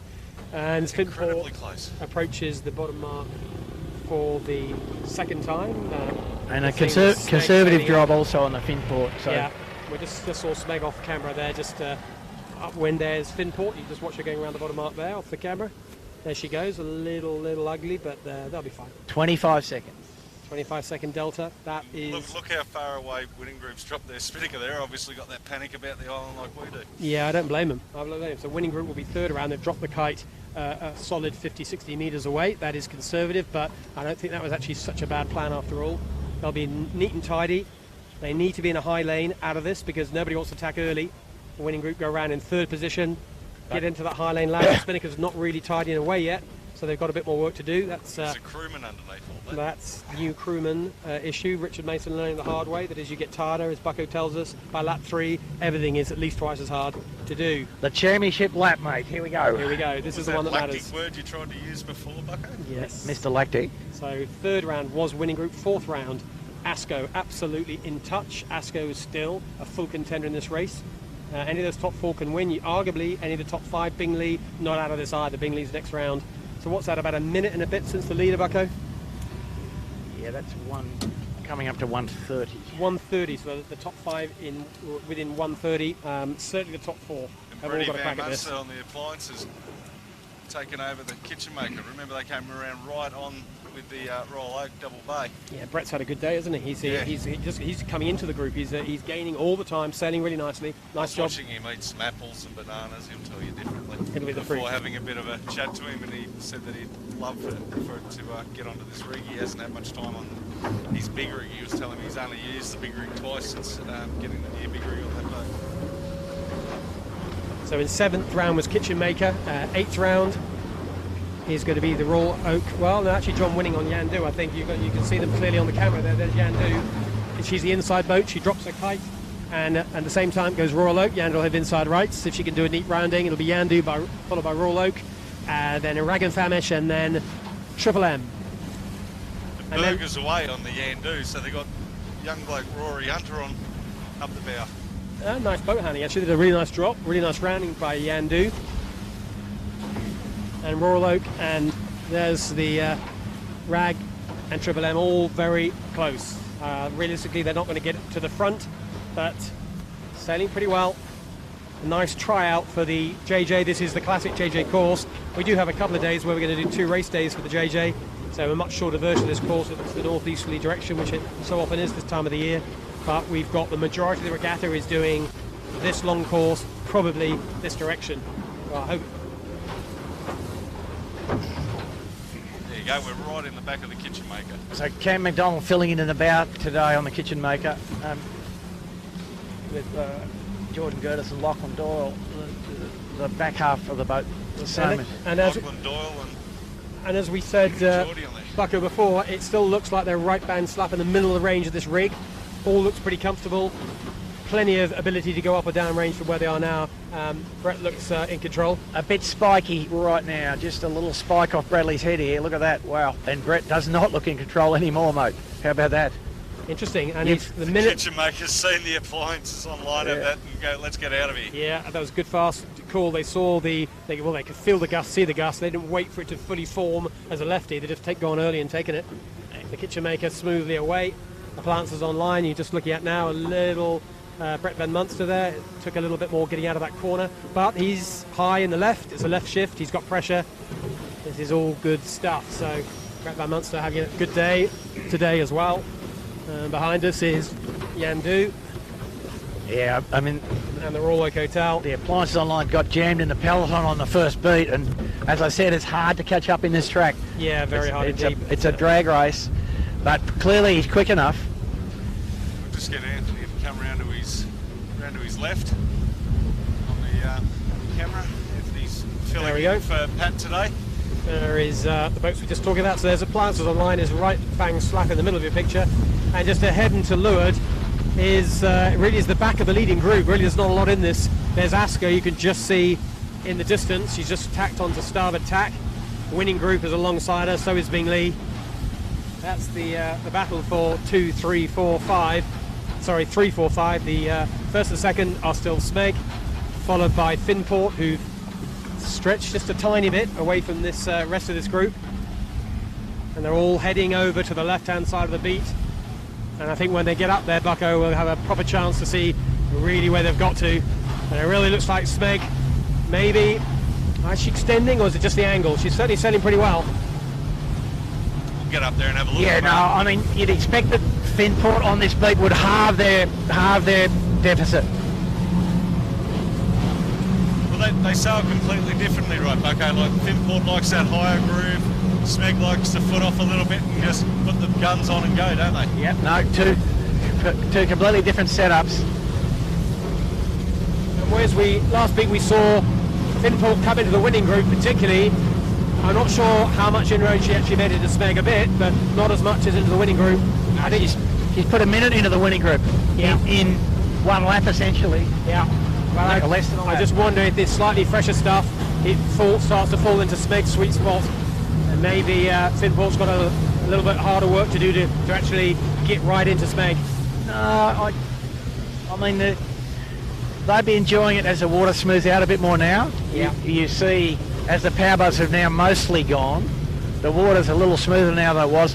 And, you know, Finport's high slow mode, definitely more difficult to steer and, you know, harder to get to the right spot on the jib.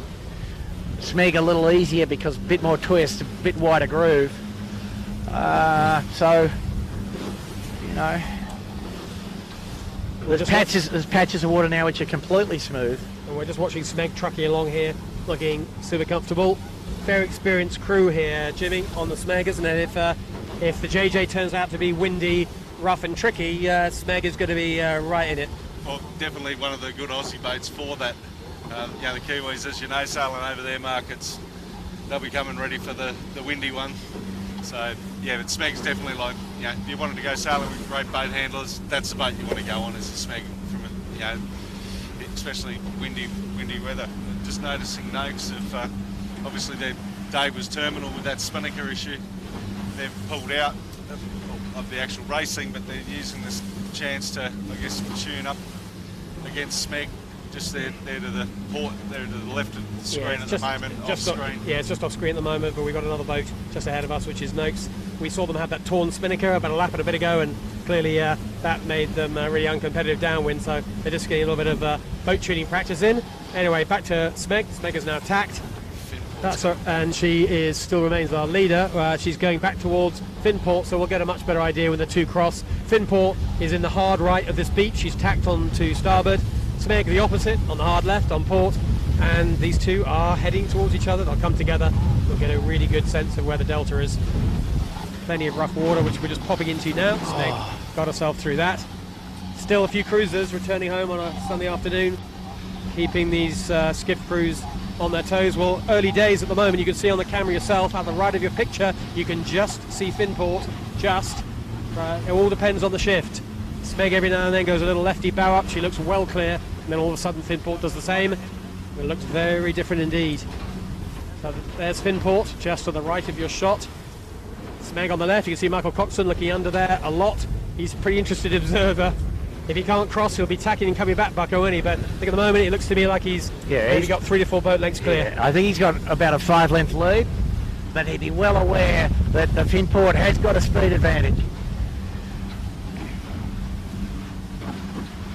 They get ever closer, these two boats. Smeg's still looking like she's clear ahead. She's got a bit of wash to go through. There's that cruiser crossing you now, and there's a bigger ferry approaching on the left-hand side, just out of your shot. You're about to see it in a second. It's a multi-hull, so not as big a wash, but still wash.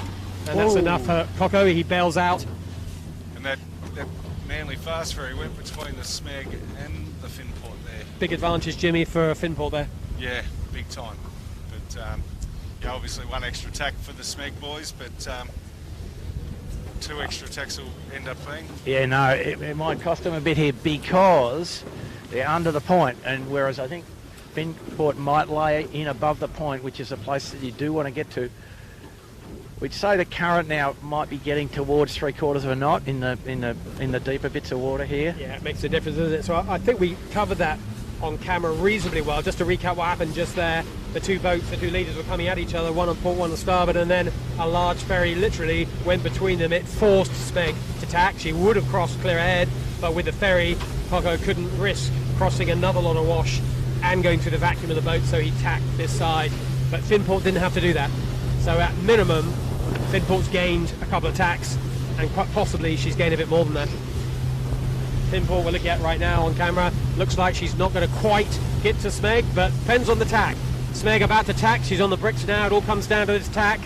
In plenty of breeze here, Bucko, but it is flat water. Nice flat water, exactly. She needs a clean tack. She's got to execute this well. Great tack from the Smeg. It's pretty Great good. crew work from all three of them. Beautifully done. Marginal cross. 1 boat length to half a boat length at the moment. Still depends on the shift. Yeah, clear ahead. Couple of boat lengths. Couple of boat lengths from Bucko calls it. Yeah, But it's a yacht race, it's called. it's a proper race. Now, how much of that was the extra tacking and the ferry, and how much is boat speed? The jury is still slightly out. We timed them at the bottom mark, didn't we? It's 25 seconds, so... Yeah, but there's been a ferry issues and tacking issues since then. But one thing's for sure, Finport's not slow. Smeg is going to have to sail very tidily to keep this lead. And a pretty tidy tack from the Finport in a beautiful bit of left-hand wind. Yeah, they've managed to find the flat water, just like Smeg did. Yep. And Finport up here, Mark, sort of the benefit of having explored where the port tack Leyland is from a long way out last time. They will know that they just have to go back to George's Head and go all the way to headland, and there'll be a nice clean lay. Yeah, that's right. So look, great camera shot we've got here now. Michael Chittenden, our director, pressing all the right buttons today. Look at this. We've got the fastest boat we think on the water, Finport, and just to the right of your picture there's the actual leader, Smeg, both in the same breeze, both on port tack, and they've got at least a couple of minutes of straight lining. If you were wondering about who's got boat speed in these conditions, well, the question's going to be answered in about 1.5 minutes, 2 minutes time. And ferry incoming from Manly, so I think both boats will sail and tack back to the left-hand side around the back of this ferry, which is about 400 metres upwind. These boats travelling upwind at about 10, 11 knots, and the ferry coming downwind at about 17, so the closure speed pretty high. Yeah, there's that big Manly ferry that Bucko talked about. It's just off to the left. You probably can't quite see it on your camera. It's a big green thing. When it's there, you can't really miss it.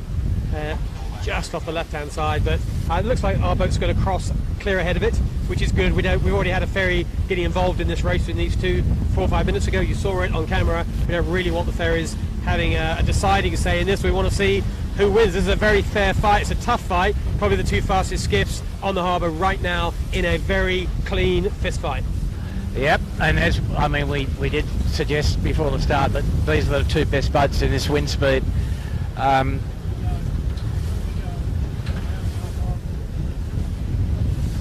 Sorry for staying out of the conversation. I'm really concentrated. I'm right in the back of the No, you fin port. Jimmy, Yeah, this is like bike riding, isn't it? We're drafting Stick to the behind job. the fin port. Jim is keeping us a precise distance behind the fin port. Any closer than that, and we'd be taking gel coat off him. Any further back, you wouldn't get such a good photograph. So that's what Jim is up to. The It's fin- super close. Mark, the fin port might here just keep sailing. They might not do the conventional thing. They might just keep sailing because Smeg is keeping sailing. Well, also they've approached from the right-hand side, the top mark the last couple of times. Keegan likes the right at the approach at the end. No, but he came from the left-hand ley line last time. Yeah, but he's not laying at the moment. No, but he knew where the left-hand ley line He did. He is. did. He knows where it is. He knows he's not on it. He's shy of it. Yeah. I think we're They've on the new leader here. They've both got some starboard tacks to do. Jimmy is correct. Yeah. Well, Jimmy's calling it as fin port leading. Fin port leads. For me, it depends on the tacks. I think if And it's not us pushing fin port along. no. I mean, Smeg has to go first. Smeg is the first one to blink. She has to tack. She hits the ley line earlier, and fin port are going to wait and see where they're at. But of course, it's starboard rights to Smeg when she tacks and comes back.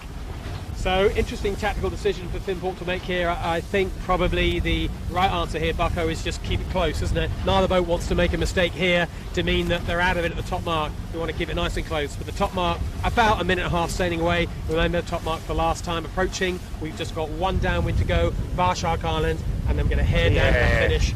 About 15 to 18 minutes of racing yet to go. Mark, probably more like 2 minutes to the mark, I think, from here. They're dead downwind. They're dead downwind. Remember? Yeah, no, you're right. So a little bit longer to get. Another 2 minutes to get up this top mark. It's the top mark is off to the left of your picture. You can't see it. There's probably another solid minute of starboard tacking to do. So neither boat laying. Smeg tacking now. You can see on the right hand side of your shot. And Finport looking well clear at the moment. Let's see what happens as Smeg gets going. You do get the occasional righty here, Bucko, don't you? Yeah, if you're close enough to what's it's close. It's close. It's not quite as simple as we thought.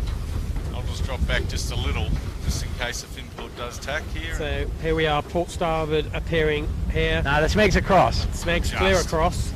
It's a couple of boats, probably the 3-4 boat length, about what we had before. So there's Smeg on the right hand side of the drone shot. Just to the left there is Finport. You probably see it better than we can from the on a big screen looking at the drone, but that was probably 3 boat lengths or so. Both boats, Smeg 1 tack. Finport has got to make 2 tacks to get round the Windward Mark. The Windward Mark is dead upwind of where we are. We're going to just get ourselves up there now.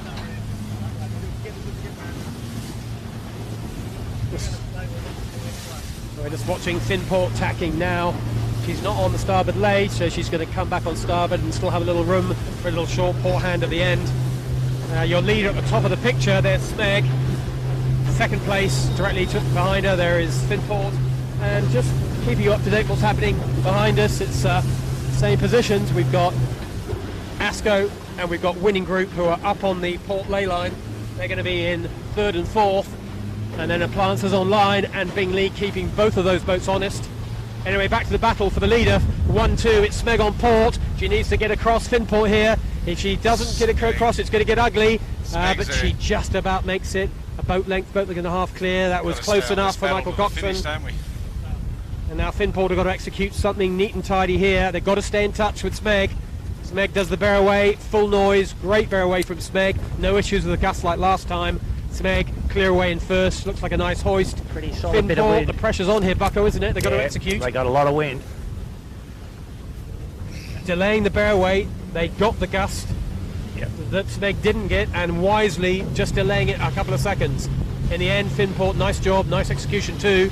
They go around in 2nd place. So the 1-2, while you're seeing it in front of you, great battle. Smeg in first, breeze up to about 17, 18 knots. 2nd place, Finport, up goes the kite. Not such a good hoist as Smeg, but they're in touch. This is still game on. And the speed that the Finport have, like off the breeze, like they overtook 4 boats in what, a 10-minute run there, Bucko? They went exactly the right way too, James, I think. Yeah. But look at that. Wow. They got some pressure now. Got Frank Hyde there. It's just quite gusty here, Bucko. Is Yeah, this the Watson's Bay effect? Yep. Bit of funnel between North and South Head, and a bit of funnel over the top of Watson's Bay. And Quite. just keeping you up to date, the rest of the race, just going around in third is going to be Asco. 2 boats lengths back, winning group, so that's third and fourth. And then it's going to be Bingley about 30 seconds behind, followed by Platzers Online and Kitchenmaker. That's your top 7. Back to the battle at the front, though. Here is the leaders in front of us. We're just sending our drone back up to the top mark to pick up the other racing, and we'll keep on these two because Wow. they're going to the finish, right? Yeah, well, 2 critical jives coming up here now, Bucko. Smeg roll into the jibe, the first one just off Nielsen Beach. Finport got to pick their moment as well. Again, this is not really, for these guys at this skill level, it's not survival. This is about executing with speed. Yeah, both these boats are pretty high standard of boat handling. Finport been pretty reliable, you know, in the uprange stuff. They had a couple of issues, I think, on a couple of days where they got caught out in that windy southerly day, but both these boats you'd expect to be error-free to the finish. Yeah, so the boats in third and fourth, Asco and Winning Group, as you mentioned a second, just have a quick look at them on the drone shot. They're not that far behind, time-wise, probably 40-45 seconds, but Bucko, both those boats in third and fourth had a big advantage. They got a big letdown on the Bearway, and they came away from that mark, pointing straight down the harbour. So they've made inroads early on in this beginning of this run. Yeah, but they're too far behind. I mean, the race here, and I think what Jimmy said is right, that Finport is a little quicker downhill as well than those next guys in particular. I'm not sure why that is. Spinnaker, definitely looking sail, you know, Nick Daly and Michael Carter designed Spinnaker. Definitely completely different mould shape to the North one. Yeah, nothing wrong with their boat speed at all. So in third and fourth, it's Asco and Winning Group, and just to let you know, they've both managed to pull off the jibes just off the beach, so broadly all going the same direction as these two, but they have made a little inroad. They are a little closer to the leading two.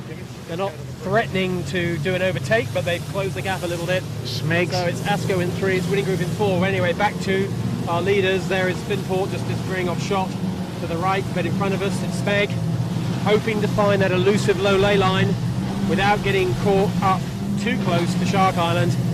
And at the moment, well, Bucko, Smeg's not too close to the ley line. She's too far away from the ley line, isn't she? No, nice conservative. I think wind's up a bit. Doesn't have to push their luck. Have to make sure they didn't get too low, and they've done it. I'd say that from a, you know, safety first standpoint, they're in the right slot. Well, you can see from that drone shot that Finport and Smeg are dead in line. They've both chosen the same ley line. And now we're just honing in on Asco, our leader. And actually she comes down here. Smeg, Smeg, our leader. Red boat, that's what it is. Red is, yeah, I've gone red blind, haven't I? Yeah, this is Smeg leading. I do the same. Her ley line looks a lot better now we're down here, Jimmy, doesn't it? I mean, she's not too conservative. I was worried she'd be halfway up towards the Rose Bay shoreline, but this is a pretty nice entry line. They're not looking backwards. They're just content to get on with the show, you know. They open up a little bit on Finport, but, you know, Coco doing what he does best. Yeah, they're going to work hard on Smeg to get as low as they can here. They don't want to get caught high, that's for sure. A bit of seaway coming for them though as well. And a bit of a puff, Bucko, as well. Yeah, no, good bit of squirt here. Oh, there's a puff. Wow. And a wave. Big letdown. Bit of bouncing going on the Smeg, but they got to get round that yellow mark just off their left bow. Smeg at full noise here. So Smeg's got to get round this buoy. She's now got a little bit of height on it, no problem at all. She's got to pick her moment to jibe, and down to the finish. Probably going to lay this in one with this extra pressure. They've either got a jibe just before or just after. We've just got this big cruiser just going back into Rose Bay. It's created some wash. So you've got to jibe before or after that, or if you jibe in that sort of wash, you're going to have a lot of trouble. Yeah. No, he's burning. He's going away from the wash. He's quick enough. So He should be jibing now. Choosing his moment, isn't he? He's being quite careful, We've got quite right. Finport coming in behind us, real hot coming into this mark. So Finport's come down with an absolute boomer. Yeah, Finport's made gains here. Smeg executes the jibe well, but when Cocker looks over his shoulder, he's going to see Finport a lot closer. There on the shot, you can see Finport. She's next around, super close to us as she comes through. She made a little gain. Bucko, sit down for us. She's got more gain to make, for sure. Our clear leader is still Smeg. Here goes Finport. Gets the jibe in, clean, and a little bit of a light spot. Actually, quite a surprise there. Yeah, just Finport gets away with that one. In comes the breeze straight off the light spot, just what a skiff sailors don't really want. So second round was Finport in clear second. Asco, we're having a quick look at now. Here comes Asco going around in third place. And up front, Smeg is heading for the bricks, Bucko. What's going on? Well, they got Frank Hyde, and they will scrape over the point, but they'll be feeling a bit untidy about that. Yeah. Finport's made a better decision about the jibe point. Yeah, so Smeg jibed quite a lot later, didn't she? So yeah. She's actually, that was her choice. That wasn't the breeze taking her down. Smeg's now having to rag to try and get round the corner of Point Piper. There goes Finport on the same little path. Here we go. We're up and close to Finport. That's nice and close. She's flying down here. She's got the higher lane, but in truth, she's a long way back from Smeg. She needs Smeg to make a big mistake to win from here. That's the difference between the business class of the Finport flying back and the economy of the Coco on the Smeg. The tradesman on the Smeg. Well, Finport flying along, kind of on the edge, a little bit of control, but they're doing all right. Yeah. They've got themselves a little bit further away from Point Piper. Yeah. They look like they're going to stay well clear of the very expensive real estate just to the left of them. And in the meantime, up front, Smeg, who, let's be honest, has not really put a foot wrong here, Bucko, have they? Well, they gave themselves a bit of a scare there on the point. You know, the refracted waves make it difficult to go over the point, the refraction off the seawall, and also the wind lifts off, so you get this weird combination of having to flap your chute and to get the height, and then the wind going away. She's ragging a kite now, that's for sure. Get to the finish. She's got to lay the finish. The finish is the committee boat just off her bow. It ain't over yet. Just the bottom of your photograph. She's going to get it, but she's got to work hard for this. They are ragging and ragging. They do not want to hit the committee boat. You're about to see the committee boat appear right at the bottom of your picture. Wow, low hooks, man. Smeg ragging and ragging. They've got to lead the committee boat to the left-hand side as they look at it. There you go. There's the committee boat. They're just going to get above it. Full ragging. Pretty high adrenaline way to finish the race. But congratulations to Smeg and team. A great performance. In the end, a win by probably 20 seconds. Let's see, here comes Finport, full noise straight into this finish line. She too has got a bit of ragging to do to get up to this. Again, it looks awfully close from this angle. Will they get up to the committee boat? Got to get to the right-hand side of it. Yeah, ragging needed at the end. I'm not surprised about that. Charlie earning these beers there. Oh, but good job by the Finport as well. We'll talk about Finport once a few more boats are finished. Finport a clear second, so Smeg is our winner of today's race. Finport goes round in second. To back up the course, the battle the third and fourth. Well, it's Asco in third, and it's winning group in fourth. Both of them have got the same issue, trying to lay the finish. The first and second managed to get to that lay line just. Asco aren't going to get it. Asco going to have to drop the kite as we're watching them now. There's no way they're going to lay. This is a possible opportunity of a winning group, a one boat behind them in fourth. If winning group can hold the kite and lay, could be a place change here. Asco have got to get that kite off neat and tidy. Now it's going to be James Strong, get the bow up and get the other side of this committee boat. It's not easy. It's a fast two-sail reach with one man off the wire. Doro doing a nice job, keeps that under control, and they cross the line in third without a kite. Winning group storming in here. The next boat approaching at full pace. Richard Mason, welcome to 80-foot skiff sailing. Is he going to get round here, Bucko? Yeah, they'll be ragging, I think. Ragging big time. Right now, they can't afford to take him off the rails. The problem, is it? Rag your way across the line. Survival skills from John Winning Jr. Great helming. Kept it just in balance. Well sailed, John Winning Jr., Sebi Jarvin, Richard Mason.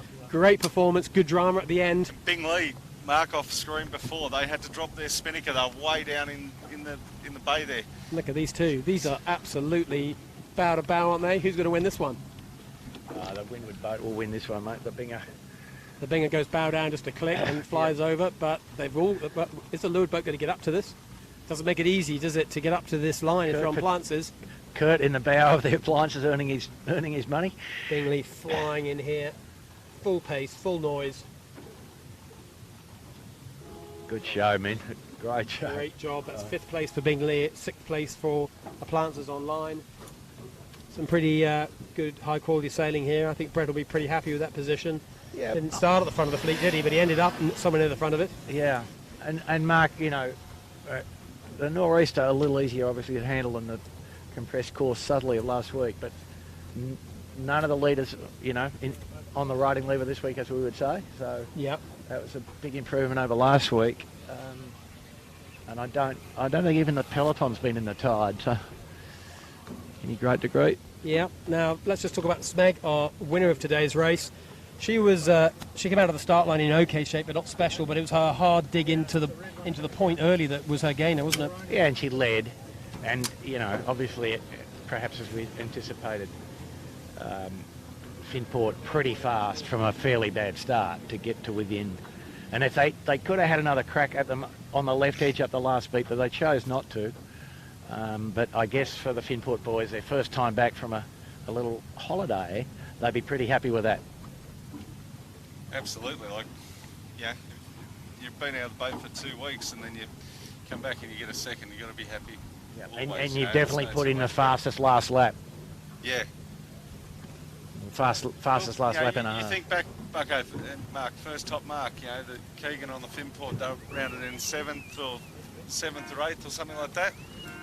That's right. Triple M just crossing the line now, followed by the Kitchen Maker. Again, these boats managing to just lay that finish line.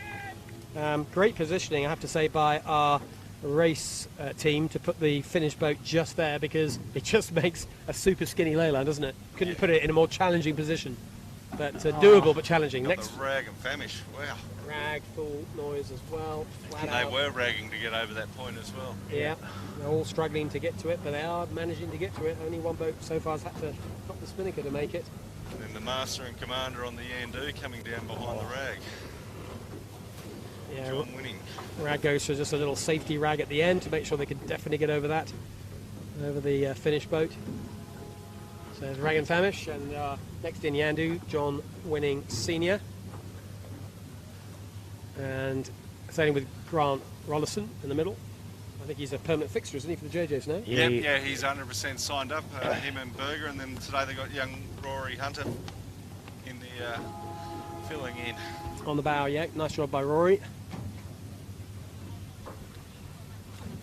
Well, Mark, I was incorrect. The Fincorp was probably the fastest boat, but couldn't quite get to the front, and you boys were dead right. The Smeg, fairly convincingly, really, except perhaps to say the Fincorp certainly got some boat speed up their sleeve. Yeah, absolutely right. Look, I hope you've enjoyed that racing from Sydney Harbour. Very different to last week, with a howling gale and the week before no wind at all. Perfect conditions on Sydney Harbour. It's the kind of stuff we expect. That's what the brochure says we're going to have, and we hope for the JJ coming up in 4 weeks' time. That's exactly what we're going to have. There's just 3 more weeks' practice before that.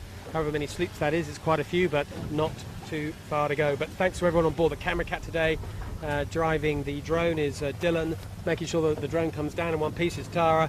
Anthony on the main camera controls, and of course our Head of Operations Director, Michael Chittenden. Our driver, James Bury, and my co-commentator, Andrew Buckland.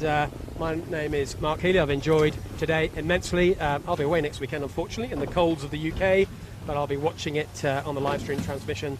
It'll be great fun indeed. Look forward to seeing you all. Enjoy your skiff racing over the next few weeks, and make sure you put that JJ in your calendar. Goodbye.